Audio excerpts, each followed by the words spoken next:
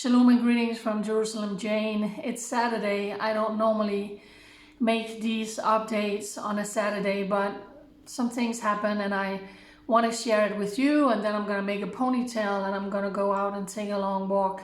The sun is out today, so it's beautiful. As a matter of fact, we are going up to 25 Celsius in Jerusalem next week. I have a lot of new followers, especially since the atrocities happening on October 7. So a lot of people are now getting an insight to the atrocities that took place, but also all of the terror attacks that is happening today and the rockets that's still being fired into Israel. I know for some of you that's new. As a matter of fact, I have been reporting about that for 10 years. 10 years I have been reporting about it. Because I want the world to know every single time these evil terror attacks takes place here in Israel.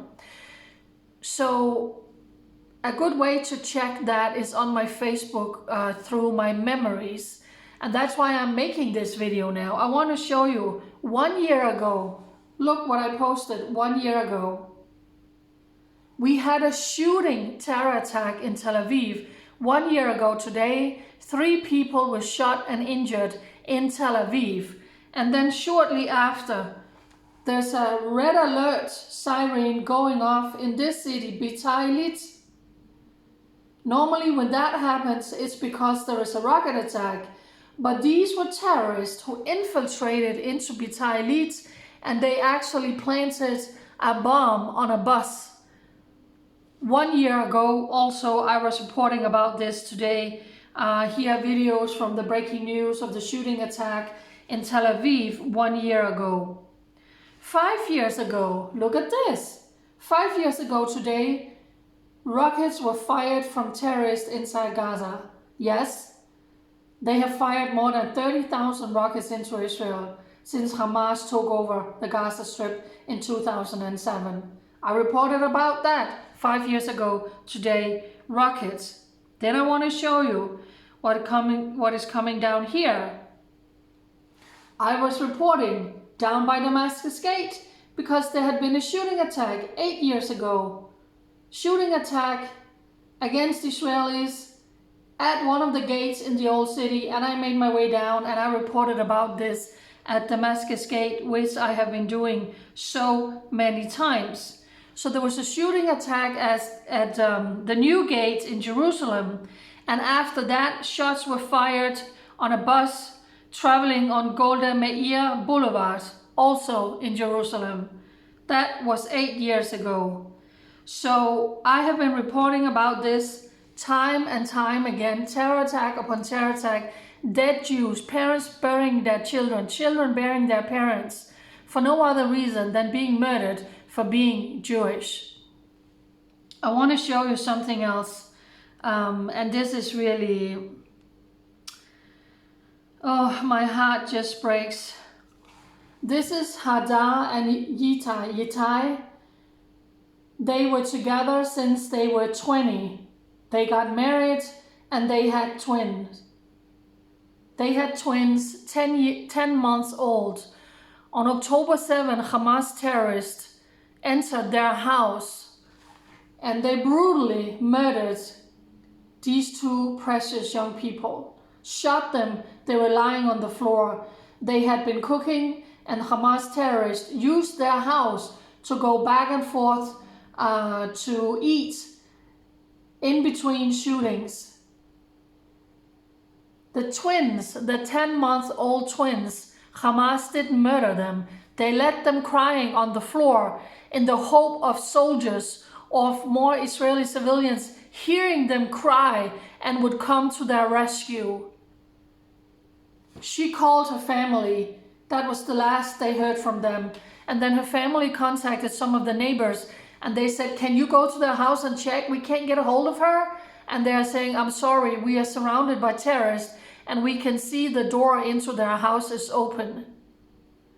Eventually, Hamas left, the Israeli military arrived 14 hours, and I also reported about this going back to October 7, October 8 last year.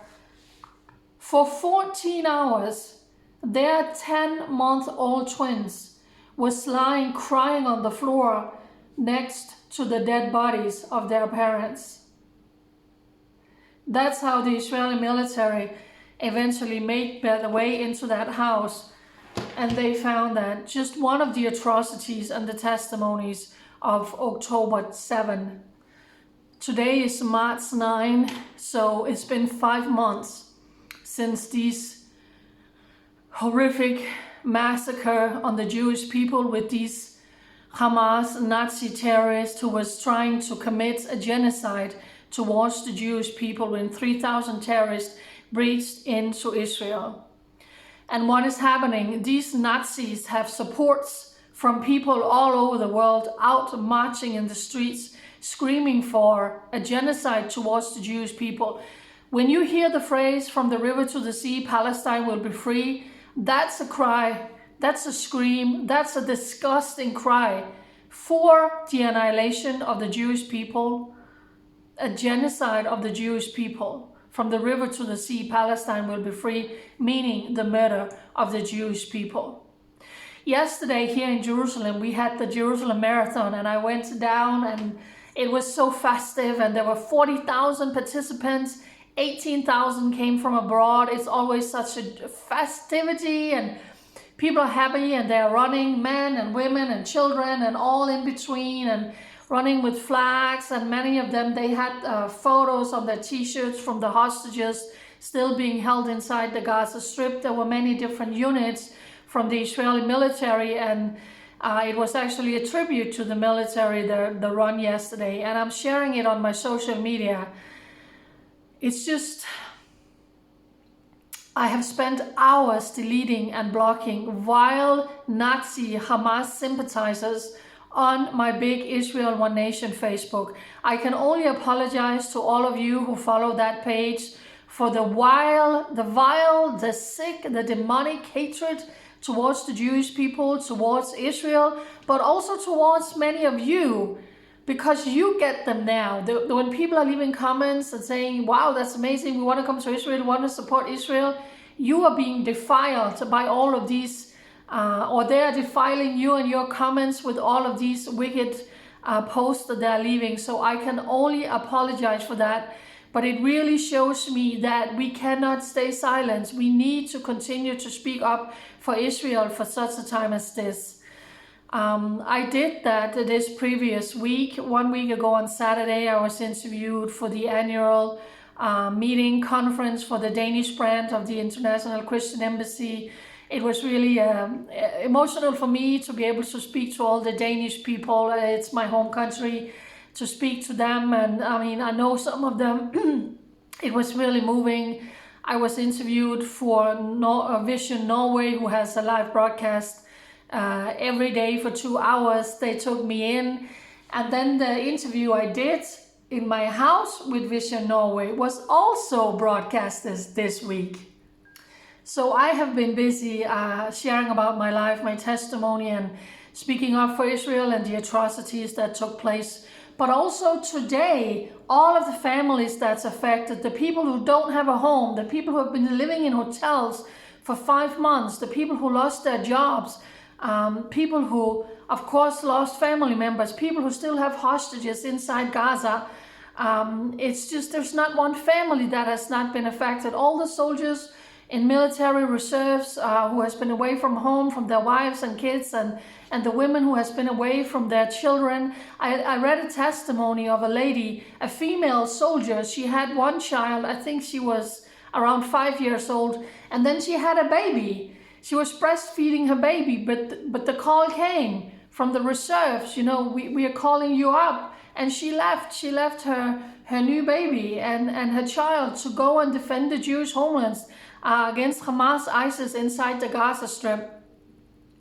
So for such a time as this, I will continue to speak up for Israel and to stand with Israel, especially when I see how my social media is being completely bombarded by anti-Israel hate that you can only describe. I mean, I don't even want to repeat the things, the vile things, demonic things that they're writing on my pages. So I want to end again by saying thank you to all of you for following my social media. I can see there's a lot of new followers and friend requests from people in Denmark and Norway after my TV appearance.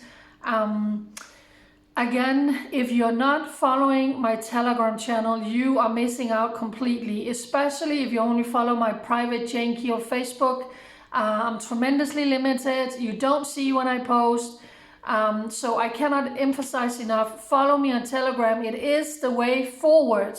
Please download the app Telegram, find Jerusalem Jane. You get all my videos, you get my voice messages, you get the post, all the posts that I'm doing, sometimes minute to minute news update out of Israel. I wanted to go live and share from the marathon yesterday on my Instagram, but I couldn't go live. I was restricted because I shared a video of the atrocities happening towards Israel. I want to show the world this is what the Jewish people are facing, but I was re-reporting. So I don't even know if and when I can go live on my Instagram. My Israel One Nation, where I have 216,000 followers, is being so restricted, but I still want to encourage you to follow my Israel One Nation page on Facebook, and also for you to leave love and support amongst all the haters who is coming against me, and also because that's mostly where I always do my live videos. Within the next few days, the Ramadan is going to begin, and everybody is keeping their breath, holding their breath to see how this is going to play out. And right now I have the Israeli military above my head, probably on their way to bomb in the northern part. Israel is being attacked this morning. Hezbollah fired a rocket into Israel this morning, landed in an open area. Things are so tense in the northern border. There was a report that Israel had set a deadline for March 15. If there was not a solution, political solution on the northern border with Hezbollah, that's the deadline Israel has set. And then they all cards are on the table for a full-scale war in the north with Hezbollah. Things are very, very tense in Jerusalem, in Judea and Samaria now with the Ramadan beginning. 100,000 Muslims are going to come in every day to pray on the Temple Mount. So for such a time as this, it's really, really important that you come together, that you call for prayer in your church, in your house, in your home room, in your family, and say Israel is on high alert. Israel is still at war in Gaza. Up in the north could explode at any given moment. It already is. We are being attacked several times a day with rockets fired in from Hezbollah.